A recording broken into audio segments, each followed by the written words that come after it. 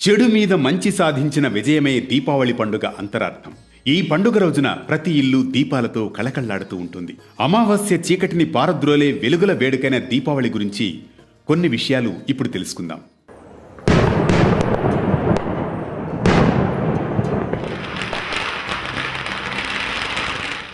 ఆశ్వయుజ బహుళ త్రయోదశి నుంచి కార్తీక శుద్ధ విదియ వరకు 5 రోజుల పాటు దీపావళి పండుగను జరుపుకుంటారు. ఆశ్వయుజ మాసం అంటేనే విజయమాసం. అధర్మం మీద ధర్మం విజయకేతనం ఎగురవేసే మాసం ఇది. ఈ నెల శరన్నవరాత్రులతో ప్రారంభమవుతుంది. ఈ మాసంలోని తొలి 10 రోజులు జగజ్జనని నర్తించి మహిషాసుర సంహారం చేస్తే, మాసాంతంలో చతుర్దశి నాడు సత్యభామ సమేత శ్రీకృష్ణుడు నరకాసుర సంహారం చేసి విజయ దుందుభి మోగిస్తాడు. 2 రాక్షసుల సంహారంతో సర్వలోకాలు ఆనంద దీపాలు వెలిగించిన రోజీది. అంతేకాదు, రావణ సంహారానంతరం శ్రీరాముడు సతీ సమేతుడై దీపావళి నాడే అయోధ్యకు తిరిగి వచ్చాడు.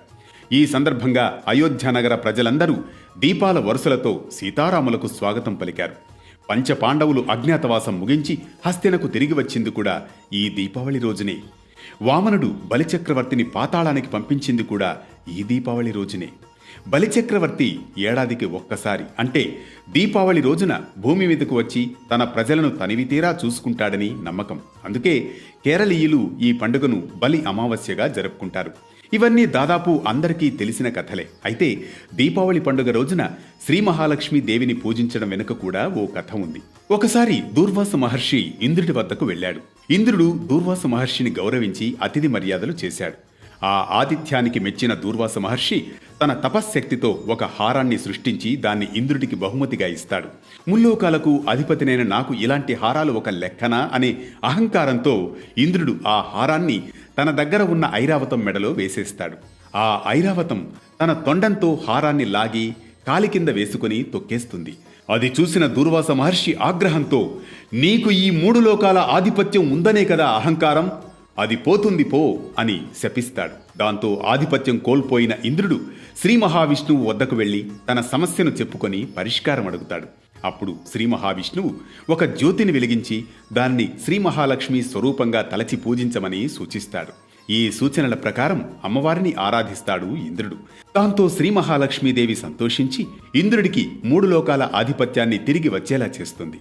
అప్పుడు ఇంద్రుడు శ్రీ మహాలక్ష్మిని, తల్లి, నువ్వు కేవలం శ్రీహరి వద్దనే ఉండడం న్యాయమా? నీ భక్తులను కరుణించవా అని ప్రశ్నించాడు. నన్ను త్రికరణ శుద్ధిగా ఆరాధించే భక్తులకు వారి వారి అభీష్టాలకు అనుగుణంగా విజయాన్ని కోరేవారికి విజయలక్ష్మిగా, విద్యార్థులకు విద్యాలక్ష్మిగా, ఐశ్వర్యాన్ని కోరి ఆరాధించే వారికి ధనలక్ష్మిగా, కోరికలు నెరవేర్చే వరలక్ష్మీదేవిగా అభయమిస్తాను అని అమ్మవారు ఇంద్రుడికి సమాధానమిస్తుంది. అందుకే దీపావళి పండుగ రోజున దీపం జ్యోతిః పరబ్రహ్మ, దీపం సర్వతమోపహం, దీపేన సాధ్యతే సర్వం, సంధ్యాదీపం నమోస్తుతే అంటూ సాయంత్రం సమయంలో దీపాలు వెలిగించి శ్రీ మహాలక్ష్మీదేవిని ఆరాధిస్తారు. మీకు, మీ కుటుంబ సభ్యులకు దీపావళి శుభాకాంక్షలు.